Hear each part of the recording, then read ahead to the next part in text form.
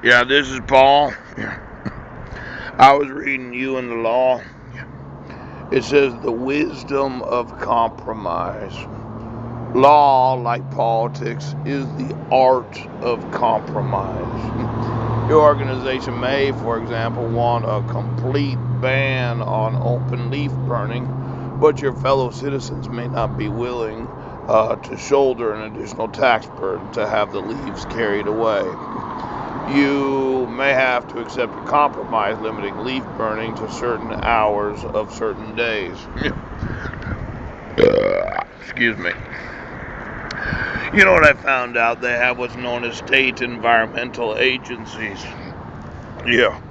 And there are those that are involved in air quality and the water quality and air pollution and all kinds of different state agencies that make sure that nothing in the environment could be harmful to the citizens. Yes. In fact, I had emailed the EPA a number of times about the wind scrubber and water purification systems using HHO gas. Yep.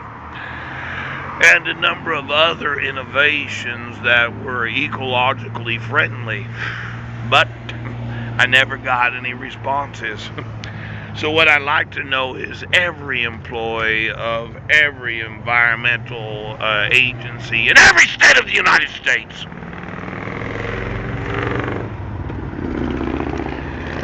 It seems that those that are employed in state governments have not really been as focused on making sure that the water is pure, that the air is clean, that there wouldn't be any sort of salt or lead or gunpowder or too much fluoride in the water supply. Now, I'm going to need to know every employee of every environmental protection agency everywhere in the world. Now, I have quite a few innovations, desalinating water innovations, air quality improvement innovations, electricity improvement innovations. In fact, I had sent an email about having innovated the greenest energy technology ever invented. Now, I'm going to want to sell my innovations, and I know that obstructing my rights and holding my sons hostage and mutating the population and causing everyone to get an infection because you just have to come to find out what's going on. Now I'm going to want the last 40 years of environmental protection agencies. All of those that I emailed in Washington State. Well, I'm sorry, you're contacting the wrong department. Oh, am I really? Am I really? Now, I think that there could be some state and federal employees that have not been concerned about the air or water quality of the various states of the United States. It's almost as if, well, how did you get that additional lead in the water supply?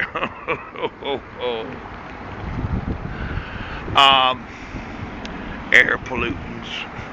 You know, I had read someplace where they had put some sort of air pollution monitoring system on every school everywhere in the nation.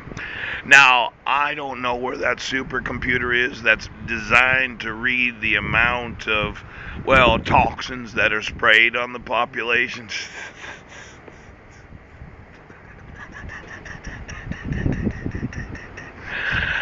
I had noticed yesterday that I had a few little tiny O's. I called them O's.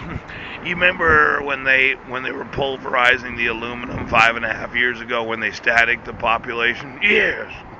Well, aluminum is a resistor, so when they were releasing that electricity in the mornings and the evenings, they would spray so as to bring the canopy down. See, what happens is way up there, oh my gosh, isn't that such a pretty blue? Whatever you spray up there, actually gravity causes it to fall to the ground. Now, I got some little tiny O's in my eyesight, but they were big O's. Sparkles! Let me see here, 4 or 5 years ago. Now, I'm gonna need to know the air and water quality technology that finds out exactly what it is that the population is drinking or breathing. And then for all those toxic pollutants of the come to find out royal fish family. I'm just going to want to know exactly what research they have about how do you exactly mutate or infect the population so as to cause a certain type of response. Now, I know, ouch. So if you could get that technology for me, yes. I want to know where all the air pollutant. Oh, what? That's a. How come I'm hearing something up there? I know it's up there